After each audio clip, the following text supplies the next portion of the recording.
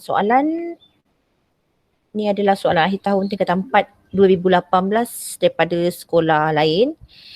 Okey, sama-sama kita semak Untuk kat sini kertas soalan peperiksaan sains komputer, dia ada 2 bahagian. Bahagian A macam biasa 50 markah dan bahagian B pun 50 markah. So keseluruhan adalah 100 markah. Okey. So dekat sini bahagian A, nampak tak? Nampak tak? Saya dah share screen ni. Nampak tak? Komen respon sikit. Nampak. Okey. So bahagian A, kita terus pergi kepada bahagian A. Kita akan bincangkan bahagian A dahulu pada hari ini dan bahagian B pada minggu hadapan. Okey, bahagian ini A mengandungi 20 soalan. Jawab semua soalan. Tuliskan jawapan anda pada ruangan yang disediakan. Markah bagi setiap pecahan soalan dinyatakan pada baris akhir setiap soalan. Darjah 1 menunjukkan komponen asas sebuah basikal. Okey, awak nampak ni adalah basikal. Dan dia pergi kepada gambar raja anak panah ni dan mana dia ada, dia dah pecah-pecahkan di bahagian dia ini, part ini asing-asingkan. Dan daripada ini satu daripada basikal yang dah siap ni kepada komponen-komponen basikal. Okey, soalan dia yang pertama, nyatakan teknik dalam pemikiran computational yang paling sesuai digunakan untuk memudahkan kefahaman tentang fungsi komponen tersebut. Nyatakan justifikasi anda. Okey, so apa ni? Daripada satu kepada pecah-pecah ni apa? Teknik apa ni? Leraian ke pengecaman corak, cikgu? Leraian. Ini adalah teknik leraian. So sebab apa awak Christina, sebab apa awak cakap ini teknik leraian? Betul jawapannya teknik leraian. Sebab dia daripada satu benda besar tu dia pecah-pecahkan kepada yang kecil-kecil. Betul tak, cikgu? Okey, betul. Daripada satu benda besar ni dipecahkan kepada kecil-kecil, tapi dia belum asingkan lagi komponen bahagian tayar kat mana, komponen bahagian apa tak ada. So dia masih campurkan lagi. Daripada yang besar dipecahkan kepada yang kecil-kecil. So ini adalah teknik leraian. So betul jawapan tu. So awak kena buat justifikasi kat sini. Bila awak dah tulis teknik leraian, awak terangkan justifikasi anda. Teknik leraian adalah pemecahan kepada masalah besar kepada masalah yang kecil. So itu adalah teknik leraian, betul. Okey, bila buat teknik leraiannya dapat 1 markah, tapi bila ada dia punya penerangan dia 1 markah lagi. So 2 markah kat sini. Okey, senaraikan 2 teknik pemikiran yang lain selain daripada yang di atas. Maksudnya 2 teknik pemikiran lain yang awak tahu selain daripada yang dinyatakan di atas. Teknik apa? Pemikiran computational. Peniskalaan dengan pengecaman corak. Pengecaman corak. So ada 2 lagi, awak dapat markah kat sini, 2 markah lagi. Peniskalaan dan pengecaman corak. Tak boleh sebut lagi leraian kat sini sebab leraian awak dah sebut kat atas. So ini awak dapat 4 markah dekat soalan nombor 1. Okey, soalan nombor 2. Sebagai pelajar sains komputer, anda diminta oleh guru anda untuk membina satu aplikasi yang dapat mengira isi padu sebuah silinder. Okey, awak highlightkan sini untuk apa dia nak kira untuk isi padu sebuah silinder. Aplikasi tersebut akan menerima tu input lah. Input dia adalah ting dan jejari sebuah silinder. So dia ada nak input tinggi dan jejari. Tuliskan satu pseudocode bagi menyelesaikan tugasan tersebut. Okey, siapa yang dah buat boleh share kan pseudocode. Macam mana? Volunteer. Awak baca je. Baca je pun tak ada masalah. So awak kena ingat kat sini ada konsep input, proses dengan output. So buat pseudocode dulu.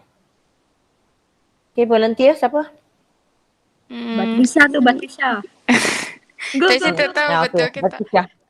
Siapa baca je. Mula input tinggi. Lepas tu bawah tu input nilai underscore jejari. Lepas tu isi padu equals to 3.142 kali bracket nilai underscore jejari kali nilai underscore jejari tutup bracket kali tinggi.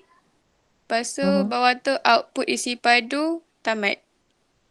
Okay, so secara simpelnya dia ada mula dan di tamat itu satu markah. Letak mula dengan tamat satu markah yang Batisha.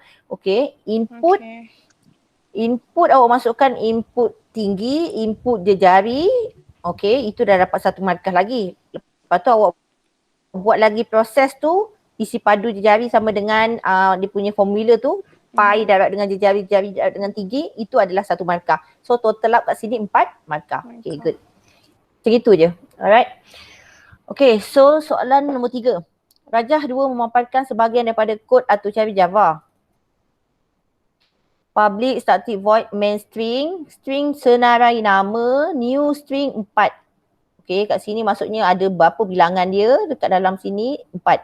Senarai nama kosong A, senarai nama 1 AD, senarai nama 2 ADA, senarai nama 3 ADAM.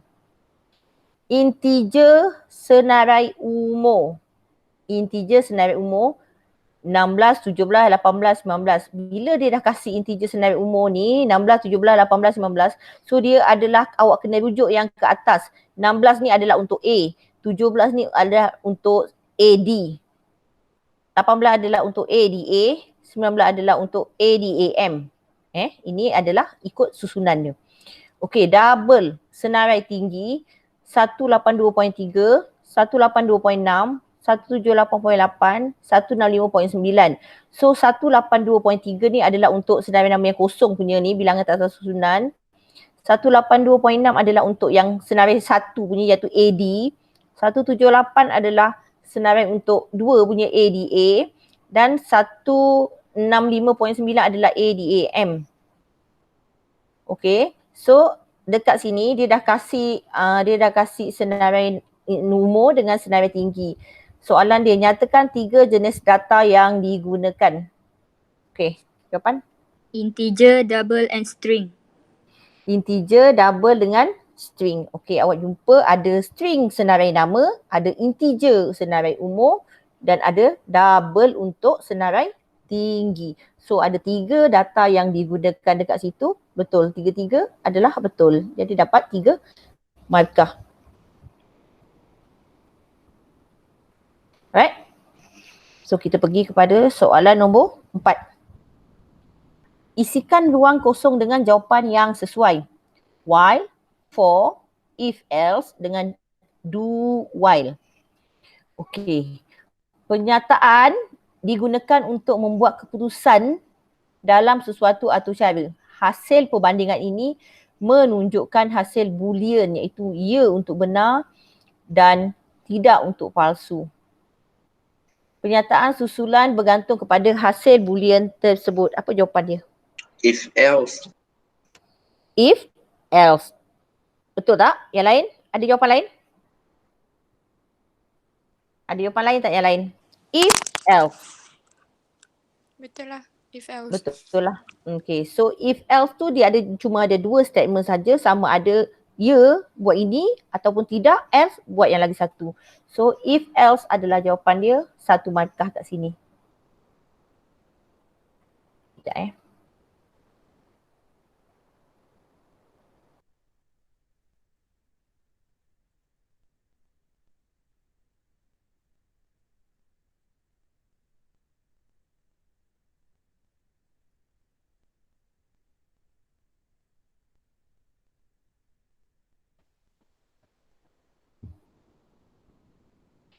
Okay, so 5A. Terdapat 3 jenis ralat dalam satu atau cara. Padankan jenis-jenis ralat berikut dengan penerangan yang sesuai. Okay, yang pertama, output yang dihasilkan tidak menepati apa yang diinginkan. So dekat sini, apa yang awak faham? Output yang dihasilkan, maksudnya ada output tak? Output yang dihasilkan. Ada output tak? Ada.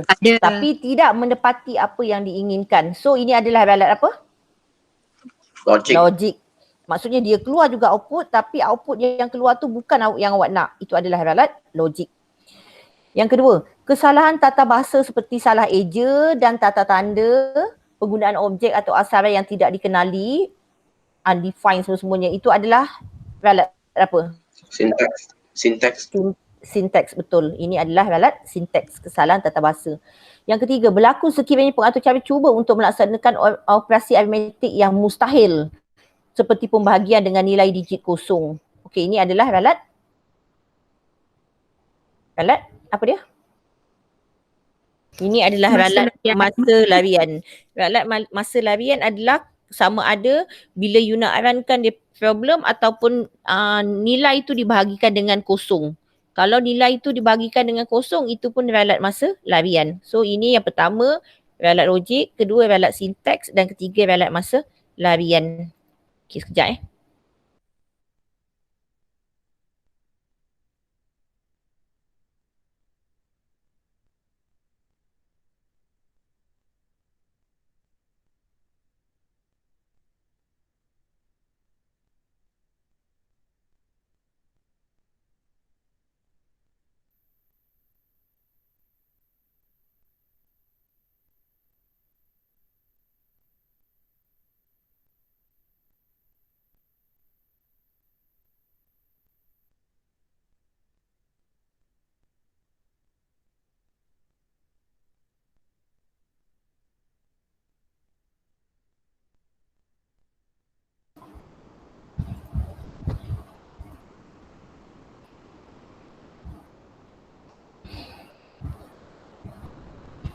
Okey, soalan B, nyatakan jenis ralat yang terdapat dalam atur cara berikut.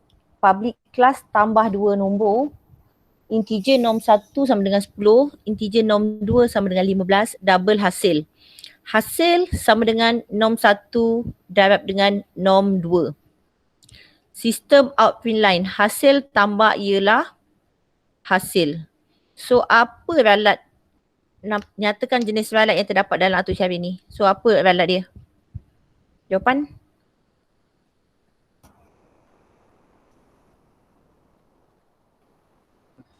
Anyone? Logik. Kat mana logiknya tu? Sebab dia nak hasil tambah tapi dia buat kali. So kalau hasil tambah, apa yang sepatutnya dibetulkan kat situ? Tambah. Okey, betul. Hasil sama dengan norm 1 tambah dengan norm 2. Senang, simple je. Dapat satu markah. Sistem outprint line adalah hasil tambah. Ya, betul. So itu adalah ralat logik. Okey, seterusnya. Rajah 4 menunjukkan kod atur cara Java dengan menggunakan tata susunan. Okey, kelas tata susunan, public static void main string, string nama guru. Nama guru tu ada Nazrin, Zul, Hisham, Nizam, Chin, Nirmala dengan Yap. Sistem outprint line nama guru 6. 1, 2, 3, 4, 5, 6. Okey. 0, 1, 2, 3, 4, 5, 6. Okey. Berdasarkan rajah 4, output yang dipaparkan adalah Yap.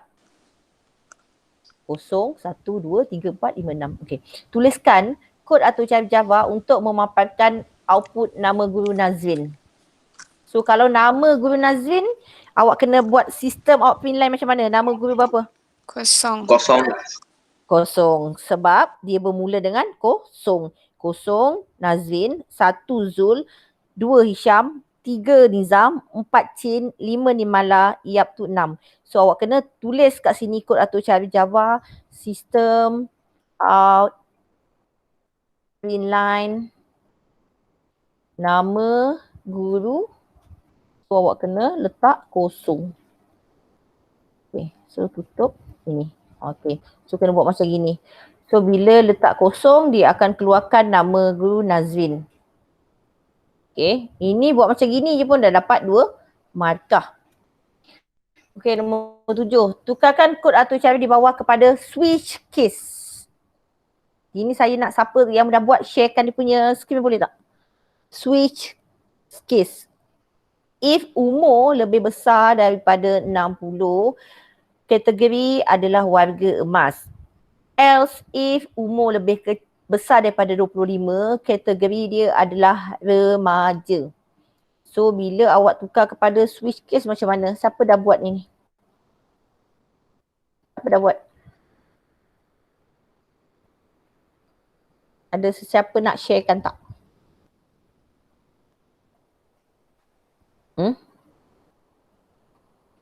Ada siapa nak sharekan dia punya tak jawapan?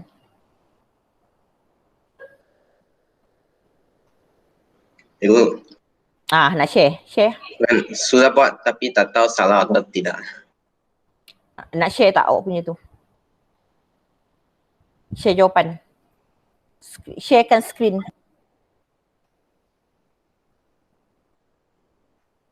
Cuba share. Okey.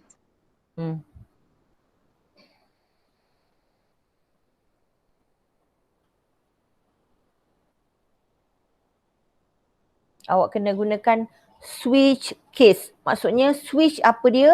Case 1 apa? Case 2 apa? Macam gitu. So ada syarat dia. Switch apa dia? Cikgu tak boleh.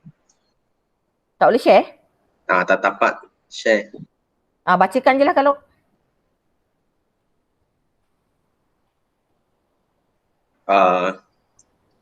Case 1 system outprint warga emas break. Then case 2 system outprint remaja break. Dia tulis remaja ke apa?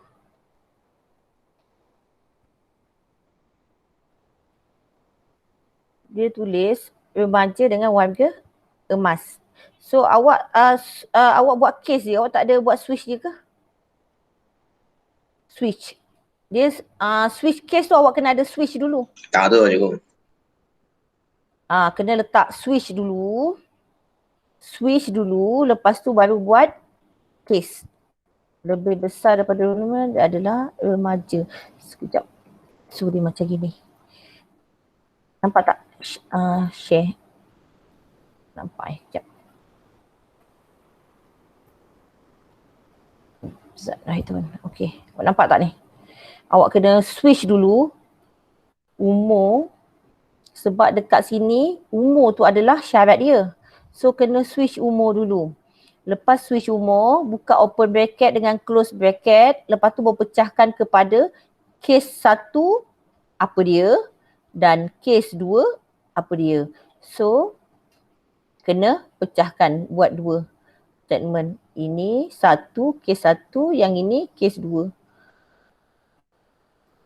Okay, ini adalah case 2. So ada umur syarat dia kat sini, awak kena letak. Jadi awak buat kalau cuma buat case 1 case 2 je kan. Kalau case 1 case 2 tak ada syaratnya, tak tahu yang mana satu. So kena letak dulu. Kat sini kan ada if pilihan dulu. If umur lebih besar daripada 60, so kat sini awak kena buat variable dia pun boleh ubah. If switch umur and then buka case 1. Case 1 apa dia? Cuma sistem outprint line dia, umur lebih besar daripada 60, warga emas. Case 2, sistem outprint line umur lebih besar ini adalah remaja. So itu saja. Alright? Boleh Boleh semuanya? Boleh. Okay. Lengkapkan jadual di bawah dengan menyenaraikan attribute. Attribute yang sesuai bagi entiti pensyarah. Entiti dia adalah pensyarah. Apa yang ada sepatutnya dekat pensyarah ni? Nama. Pensyarah nama. Okay, Nombor lagi? kad pengenalan. Nombor kad pengenalan. Boleh? Lagi? Umur. Umur. Lagi? Yang saya nak jadi unique key. Kalau dia pensyarah, awak kena tengok logik. Kalau pensyarah ataupun pelajar, dia ada nombor apa? Nombor apa yang kod? Nombor ID. ID lah. Nombor ID. Nombor IC, nombor IC lain, tak apa. Nombor staff. Sebab dia adalah pekerja pensyarah. Bila sebut kat sini murid, awak ada nombor ID murid. Kalau pensyarah pun kena ada nombor staff. So awak kena tengok entiti tu. Kalau entiti tu dia adalah buku. Buku kan ada kod buku. Kalau dia adalah pengguna awak boleh gunakan dia sebagai IC unik. Tapi kalau pensyarah awak boleh gunakan nombor staff. Lepas tu yang lain tu lah tak kisahlah awak nak letak nama, alamat, umur, semuanya boleh kat sini. Okay, yang penting kalau ada awak ingat pensyarah tu dia adalah nombor staff. Nombor staff ni akan jadikan yang primary key. Okay. So ini dapat 4 markah. Kalau awak tak letak macam gini, awak letak nombor kad pengenalan penjadikan tu pun terima juga, tapi secara logiknya inilah. Okey, berdasarkan ajar di bawah, apakah yang paling tepat untuk Y? Dia adalah data. Lepas tu dia kumpul, simpan, proses. Lepas tu dia apa? Kat sini. Apa dia? Cuba teka. Jawapan? Data. Siapa yang nak sharekan jawapan dia? Maklumat ke bukan Saya yang ini baru ajar itu tu kat masa kat sekolah tu. Betul. Jadi jawapan dia adalah apa dia? Sina jawapan dia. Bukan maklumat lah. Maklumat je cikgu. Maklumat lah. Daripada data kita ambil semua-semuanya. Lepas tu daripada data dia akan menjadi maklumat. Bila kita dah kumpul, kita ambil, kita proses. Data kan bawa data mentah. Data mentah contoh data nombor kod buku. Lepas tu nama buku. Lepas tu bilangan buku semuanya. Bila data tu dikumpulkan, simpan, lepas tu dia jadi sistem maklumat sistem maklumat pustakaan ke buku ke apa ke. Kalau kat sini data dia contoh nombor staff ataupun murid lah, nama murid, lepas tu umur, lepas tu alamat, lepas tu dah kumpul simpan semua sistem maklumat murid kat sini. So sistem maklumat tu adalah maklumat. So bila tulis kat sini dia akan dapat 1 markah. Okay, seterusnya. Bina kebergantungan fungsi berdasarkan data dalam jadual di bawah. Kod kereta, nama kereta, pembeli, ID pembeli, nombor telefon dan tarikh beli. Dia ada kod kereta dia, NG, nama dia, nama kereta, Myvi, pembeli Ismail, ID pembeli, nombor telefon dan tarikh beli.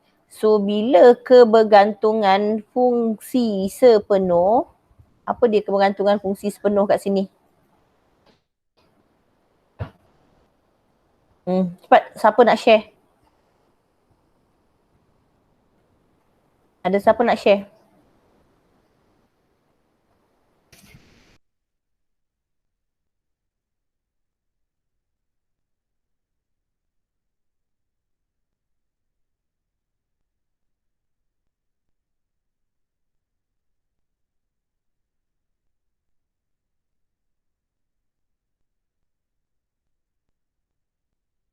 Okey. Siapa nak share? Siapa nak share kebergantungan fungsi sepenuh? Dekat atribut apa kebergantungan fungsi sepenuh?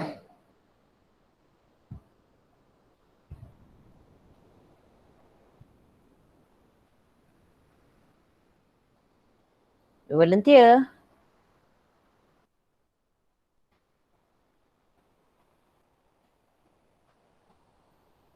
Ada volunteer tak?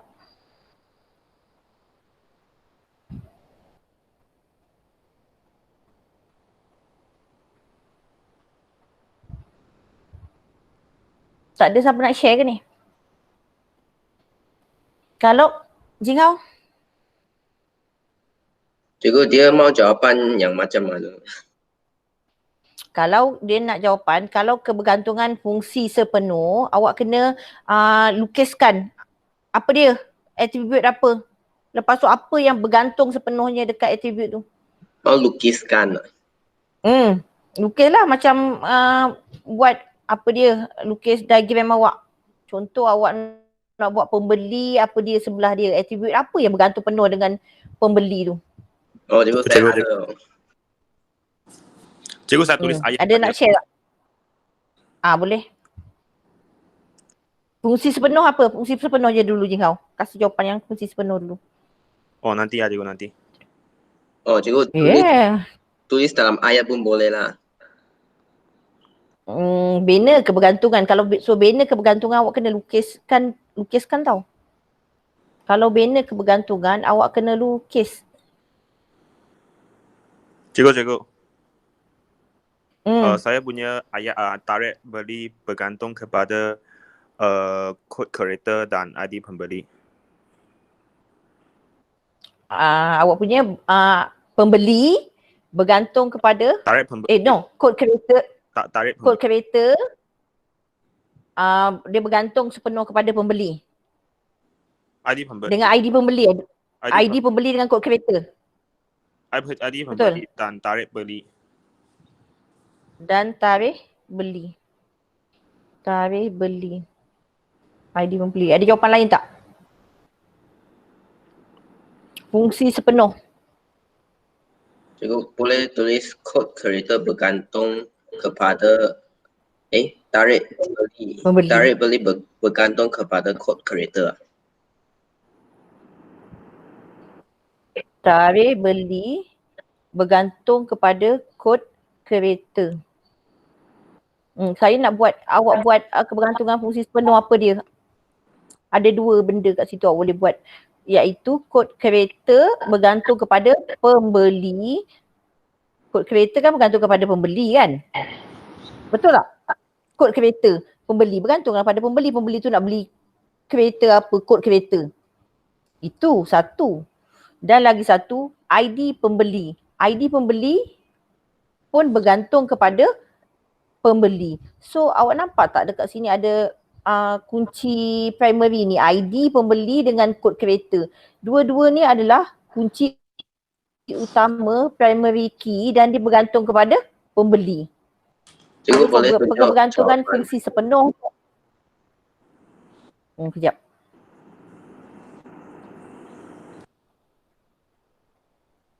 Entire screen window tab.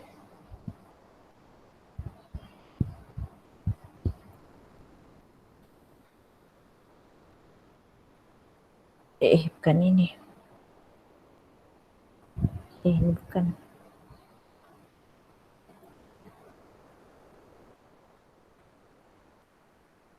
Cara nombor staf simpanan. So, fungsi sepenuh. Ni. Nampak tak jawapan dia? So, kalau fungsi sepenuh, dia adalah kunci, yang kunci utama ni adalah bergantung kepada ni. So, pembeli, kod kereta, ID pembeli. Ini adalah fungsi sepenuh. Pembeli bergantung penuh pada kod kereta dia dengan ID pembeli. Semua pun bergantung kat sini, pembeli. Kedua, fungsi separa. Maksudnya salah satu ada ke tak ada pun tak ada masalah, sebab bila dah pembeli dekat sini, pembeli dia bergantung kepada ID pembeli. Tapi nama kereta awak boleh letak je kat sini, sebab nama kereta ni pun perlu ataupun tak perlu, tak ada masalah. So ini adalah pergantungan fungsi separa. Salah satu sahaja. Dan kebergantungan fungsi transitif yang macam saya ajar, kalau muncul je nombor telefon, dia akan automatik jadi kebergantungan fungsi transitif. Pembeli dengan nombor telefon. So ini pembeli, kod kereta dengan ID pembeli. Awak kena ingat je kalau fungsi sepenuh, apa yang kunci utama dekat salah satu atribut ni, ini dijadikan dia adalah fungsi sepenuh dia. Okay. So kat sini markah apa ni? 4 markah. 4 markah.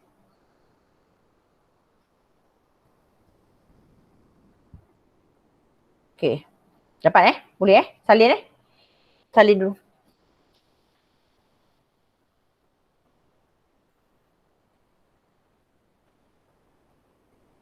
Siap?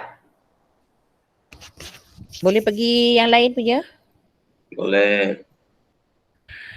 Okay, so transitif senang je, pembeli nombor telefon.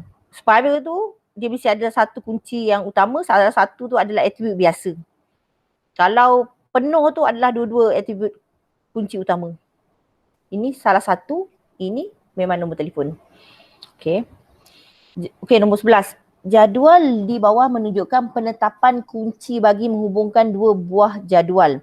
Okay, dia ada jadual 1 dengan dia ada jadual 2. Nombor pekerja, nombor gaji, tarikh masuk, kelayakan.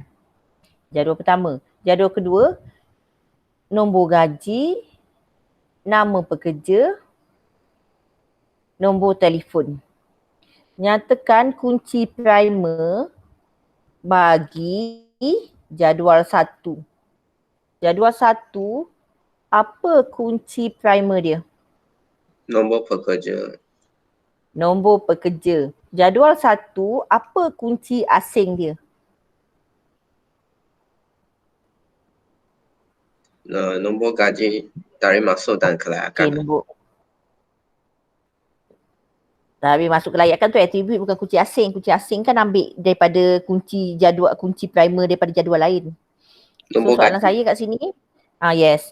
Kunci jawapan dia kat sini jadual 1, jadual kunci primer bagi jadual 1 adalah nombor pekerja. So nombor pekerja tu adalah kunci primer bagi jadual 1.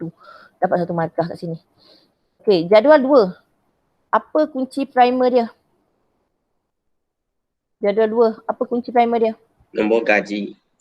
Nombor gaji. Tapi dekat dalam jadual 1, dekat nombor gaji tu sebagai kunci apa? Pula hilang tadi.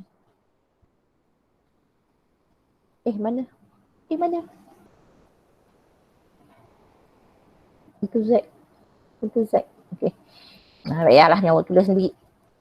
Okey, so dekat dalam jadual 1, nombor gaji tu adalah sebagai kunci asing. Okey, yang manakah diisytiharkan sebagai kunci asing? Yang mana? Tadi dah sebut dah kalau. Nombor gaji. Nombor gaji adalah kunci asing. Dapat 1 markah. Okey, soalan nombor 12.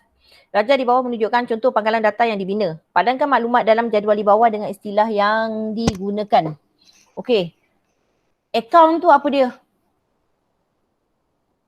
Ini apa kita namakan dia? Atas sekali tu. Record lah.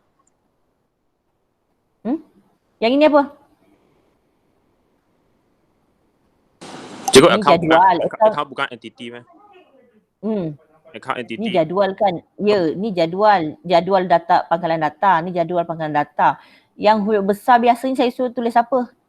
Yang P ni adalah? Entity lah. Entity. Yang Q ni adalah? Attribute. Attribute. Yang S tu adalah? Nilai attribute lah. Bukan. Yes, nilai attribute. Nilai. Cikgu, Yang S tu adalah nilai. then record lah cikgu. Record ini adalah satu sekali awak punya data tu record. Oh, okay. So dalam tu adalah nilai dia. Yang huruf besar tu adalah entity. Okay. Cikgu, S ialah Soalan record. apa? Boleh repeat jawapan lah cikgu. P tu adalah entity. Q tu adalah attribute. R tu adalah nilai attribute. S tu adalah record dia. So kalau dicakap yang atomic tu adalah record yang tidak berulang tu, maksudnya dekat dalam sini tak berulang lah.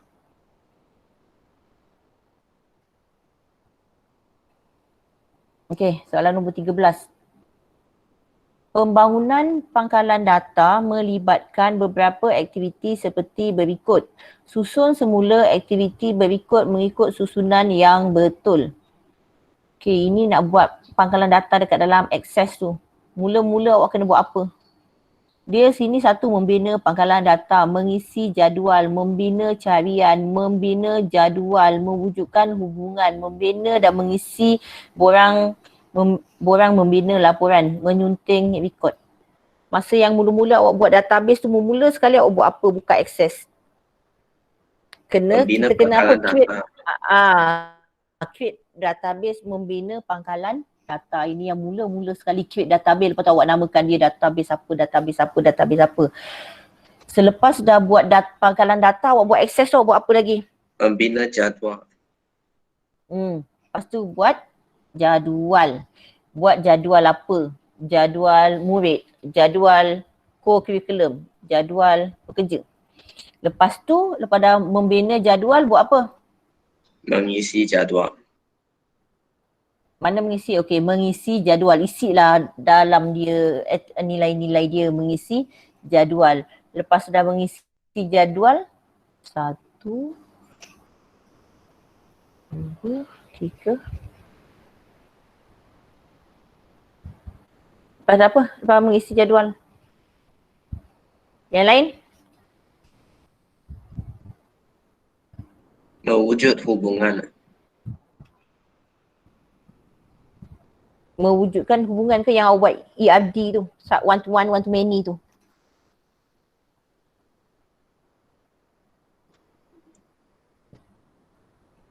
Bila awak buat form dulu? Awak buat form dulu ke awak buat ERD dulu? Mewujud hubungan, lepas tu baru buat form, lepas tu yang last kali saya suruh generate apa masa tu? Generate report. Jadinya buat create form dengan dengan report tu adalah yang awak buat selepas awak buat apa? ERD kan. Lepas awak buat dah table tu, awak dah buat table, awak kena buat mewujudkan hubungan kan, one to one, one to many, many to many tu kan, database tu. Bila membina carian ni? Membina carian. Akhir ke? Akhir ke? Ada respon tak yang daripada lain? Membina carian tu bila? Sekejap saya tengok dia punya tu. Ada respon lain tak? Membina carian tu bila? Macam mana dia boleh masukkan kaedah Caesar cipher ni? Dia tengah kita. Okay, salin skema dia dululah mana? Mana? Ini skema lain. Sorry. Lain. Tak ada pula mana skema dia.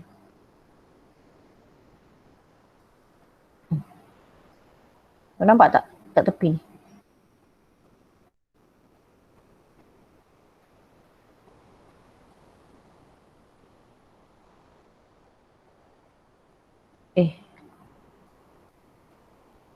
Okey, dia 1, 2, 4, 5.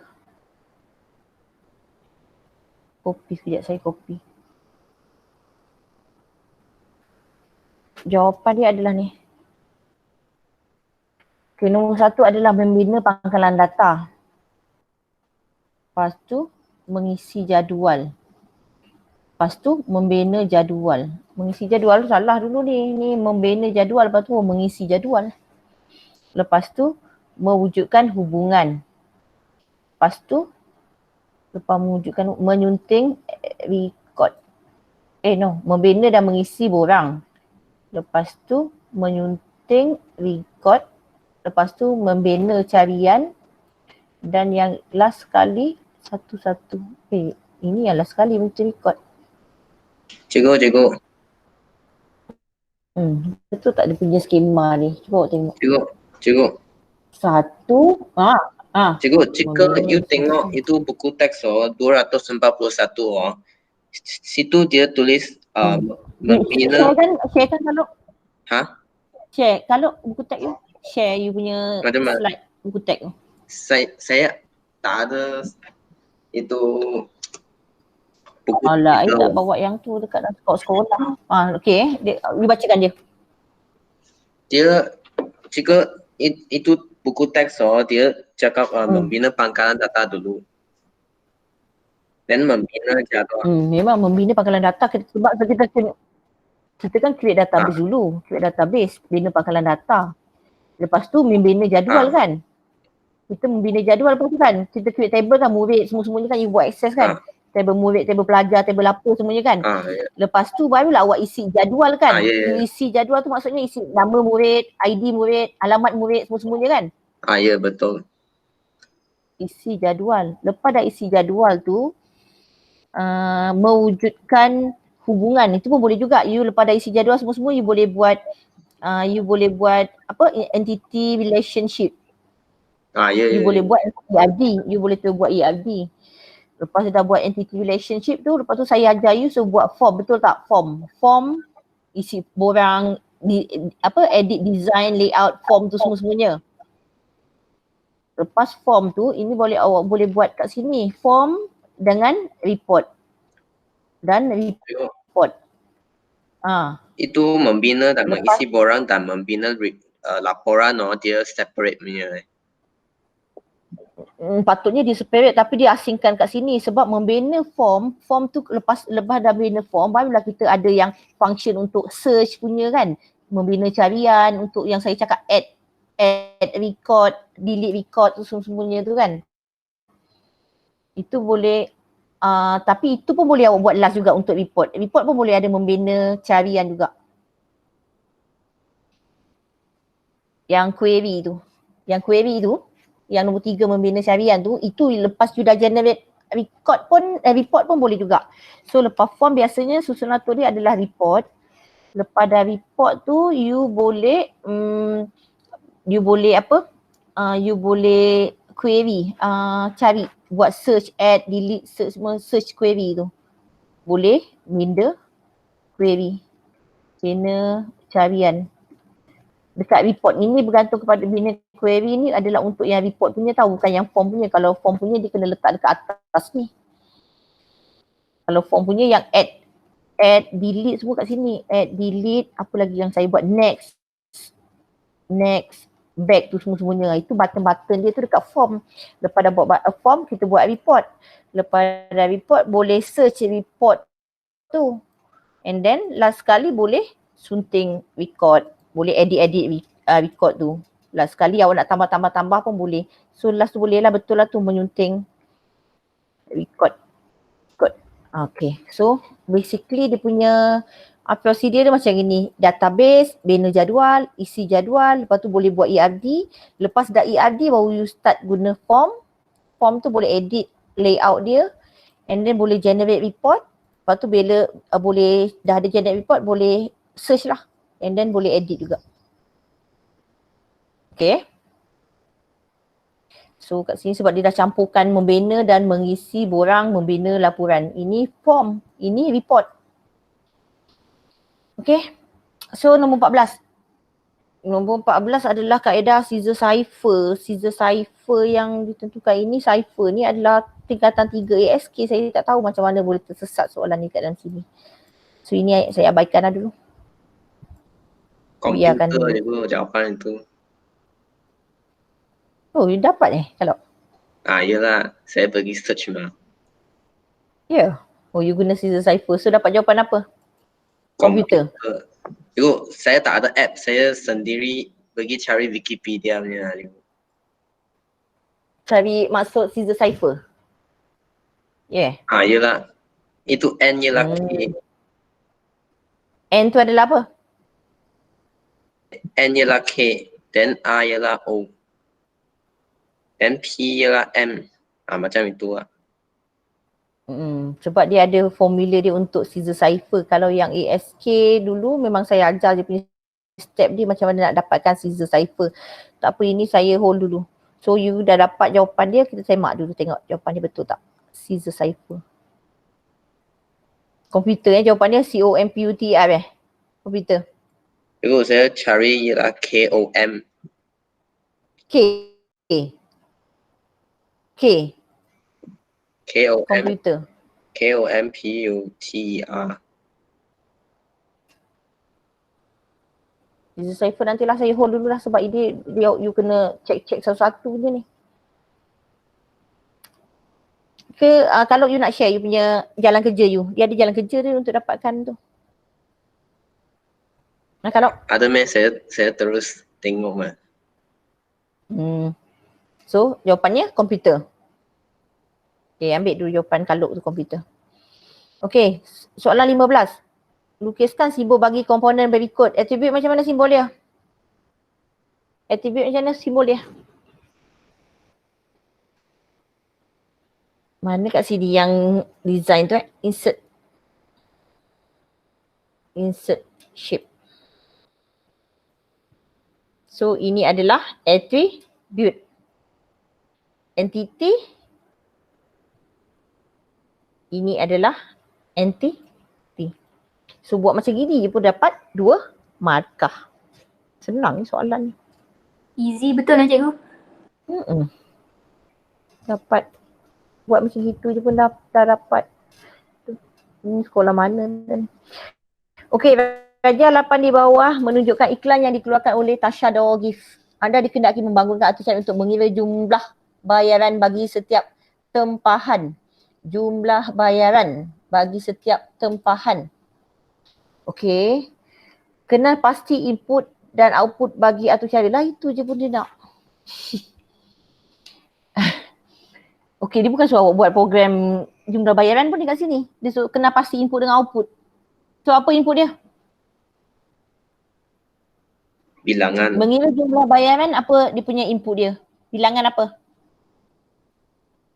Kat sini dia ada jualan akhir tahun, dia ada special offer, dia ada buku himpunan doa dan amalan harian dengan harga mengusik kalbu. So dia ada apa ni? Ni apa ni? 100 pieces, 500 pieces, 100 pieces ni apa dia? Dia punya bilangan. Bilangan. Lepas tu dia punya dia ada harga dia RM1.40. Ini dia dah diskaunkan RM1.6 jadi RM1.4, RM1.5 jadi RM1.3, RM1.4 jadi RM1.2. Lepas tu input awak boleh letak bilangan buku. Output dia apa dia? Untuk mengira jumlah bayaran, apa dia? Output. Kalau dekat sini dia tulis mengira jumlah bayaran, apa output dia ni? Harga bayaran. Itu adalah output. Letak underscore ataupun tersambung harga bayaran. Tu output lah tu. Ni harga seunit dengan bilangan. Dan harga seunit pun boleh input juga. Lagi satu input dia adalah bilangan buku. So dapat. Buat salah satu pun dapat markah ni. Dapat 2 je markah dia ni. Ni awak buat harga seunit ataupun bilangan buku. Salah satu dia awak boleh buat, dapat 1. Harga bayaran dia adalah output, pun dapat 1. Okey. Raja di bawah menunjukkan paparan skrin telefon pintar. Ini cerita pasal paparan skrin antara muka. Alamak, saya dah sebut ni jawapan dia. Ikon pada skrin menunjukkan aplikasi yang kekal pada tempat yang sama untuk memudahkan pengguna. Kat sini lah betul-betul yang dial, kat sini yang dia punya untuk tengok movie. Kalau macam awak ada YouTube, tekan YouTube, kat sini Facebook semuanya. Prinsip ini dikenali sebagai apa? Prinsip apa? Prinsip apa ni? Prinsip apa?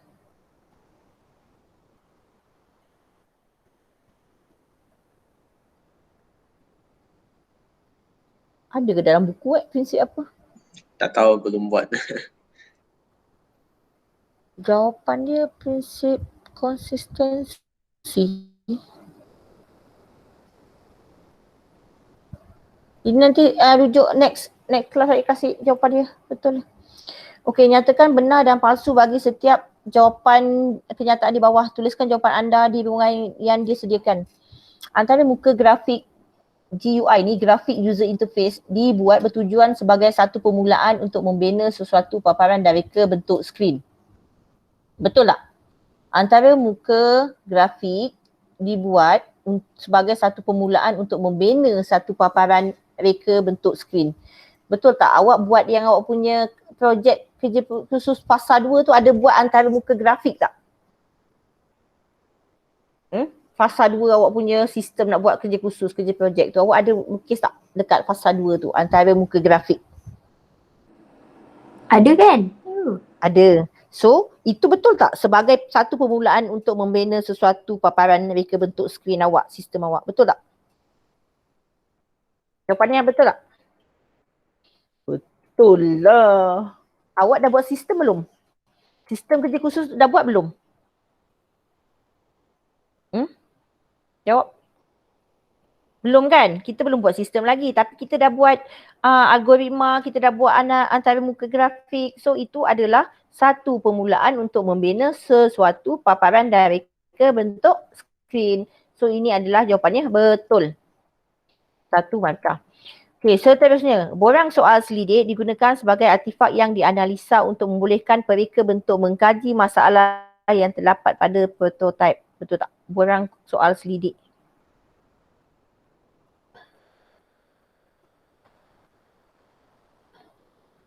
Palsu.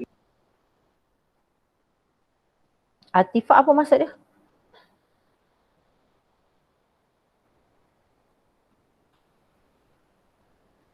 Ini soalan ni nantilah, leceh lah. Borang soal selidik digunakan sebagai artifak yang dianalisa. Memang awak analisa pun borang survey form tu untuk membolehkan pereka bentuk mengkaji masalah. Tapi bukan membolehkan pereka bentuk mengkaji masalah yang terdapat pada prototype ni.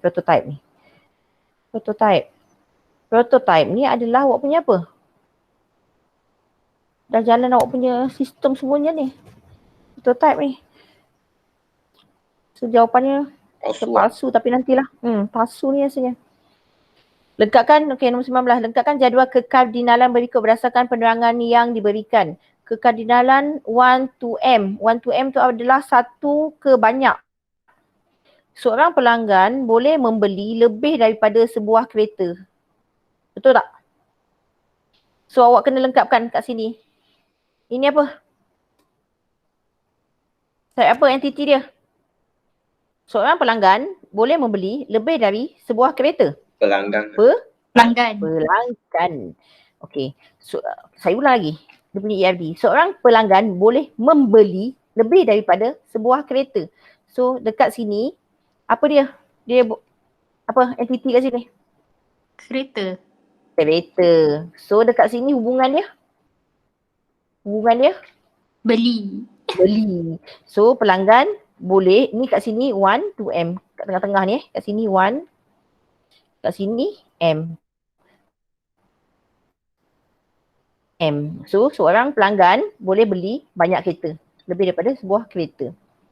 Okey. Nyatakan benar atau palsu bagi pernyataan di bawah. Penggunaan warna sangat penting untuk mereka bentuk paparan skrin. Penggunaan warna dengan pelbagai jenis intonasi akan lebih menarik minat pengguna. Ini awak soalan senang je macam ni. Betul ke tak? Benar. Betul, benar. So jawapannya adalah benar. Penggunaan warna penting lah untuk paparan skrin awak. Tak boleh warna terlampau terang sangat, tak boleh terlampau kusam sangat. So awak kena main dengan warna untuk bagi minat pada pengguna untuk gunakan sistem awak. So dah siap untuk bahagian B. Bahagian A, bahagian B kita akan bincang minggu depan last class. Okay, dengan yang mana-mana tadi ada tertinggal. So, ada soalan apa-apa nak tanya tak? Ini kau dapat jawab macam ni cuma 1-2 je salah sikit ni. Yang lain tu banyak ni. 50 dapat 40 markah ke atas ni kau soalan macam gini ni. Cikgu. Senang ni. Apa dia? Yes. Boleh tarik ke itu kebergantungan fungsi itu. Saya nak tangkap gambar. Itu jawapan. Nak tangkap gambar. Okey, kejap. Mana?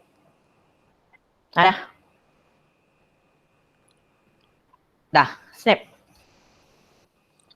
Kebergantungan fungsi sepenuh dia dua-dua akan bergantung. Okey, pembeli dan transitif. Kalau ada nombor telefon je ingat ada transitif itu. Okey, so ada apa-apa lagi nak tanya? Bahagian A settle.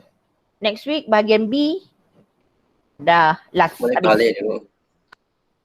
So nanti kan kalau minggu depan bahagian B, kita bincang bahagian B. Lepas tu saya kasih lagi awak satu soalan akhir tahun daripada sekolah lain. Awak buat sendiri cuti sekolah Boleh tak?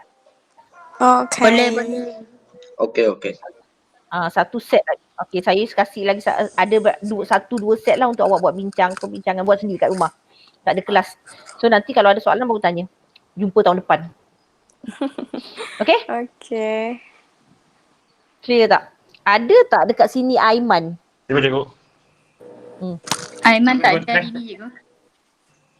Aiman tak ada. Memang Aiman tak ada je. Washu ada tak Washu? Dia baru reset dia punya ID MOE. Cikgu next year buat exam bila? Ya, dia tak masuk kelas yang lain. Apa dia Jing Hao? Next year exam bila cikgu? Next year exam. Tahun depan dia cakap, next year je dia tak ada cakap apa lagi pun. Dia Yang ada cakap- surat tu kan, awak nampak tak? Dia cakap dia- semua ditangguh kepada tahun depan. Tapi bila je? Semua ditangguh. Tak tahulah bila. Dia cakap exam akhir tahun akan ditangguh kepada tahun hadapan. Jadinya tahun depan tu ikut silibus yang mana? Itu saya Silibus rasa tingkatan 4 ke? itu saya tak rasa buka sekolah akan jadi sebab sekarang pun kes banyak. Saya pun tak rasa macam gitu. Tapi tahun depan awak patutnya kena masuk sekolah bulan apa? Tingkatan Bulan 1, bulan 24. tingkatan 5. Tingkatan 5 masuk dulu kan? Tingkatan Bulan 5 dulu masuk. bulan Ya. bulan 1. So kita So, masuk tahun bulan depan 1. So tahun depan ada 2 tingkatan 5 lah kan? Ya. Sibuk je diorang. Jadi dia orang palsu. Satu tingkatan 5 awak. Apa dia? Apa? Dia orang palsu punya, kita orang baru benar. How let Itulah tak tahulah macam mana nak susun kelas ke belajar ke, tapi dia ulang kaji je lah tingkatan 5, dia dah habis kot silibus dia. Takkan tak habis lagi. Jadi saya rasa Macam kita pun dah habis dah. saya rasa SPM akan tangguh lagi kalau kes banyak macam ni. Tak, saya tak rasa ditangguh. Sekarang pun dah boleh pentas negeri dah semuanya.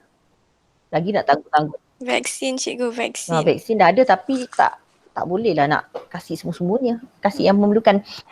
Okay, so ada apa-apa lagi? Tak Tak ada. Happy New Year. Happy New Year. Happy New Year. Next week ada lagi satu Christmas. kelas. Next week ada lagi satu kelas, lepas tu awak pun dah relax. Dah okey dah. Happy holiday. Happy Merry Christmas. Okey tak belajar online je, bosan tak? Bosan lah dia. Bosan. Itulah kalau pergi sekolah kan best sikit kan. Melayu sana lain sini dia sana tengok sini. Ini cuma ngadap tu je. Kenapa ada Habi? Ada Habi lah, tak perasan Habi senyap lah dia. Habi senyap. Yong pun senyap. Sini pun senyap. Semua senyap.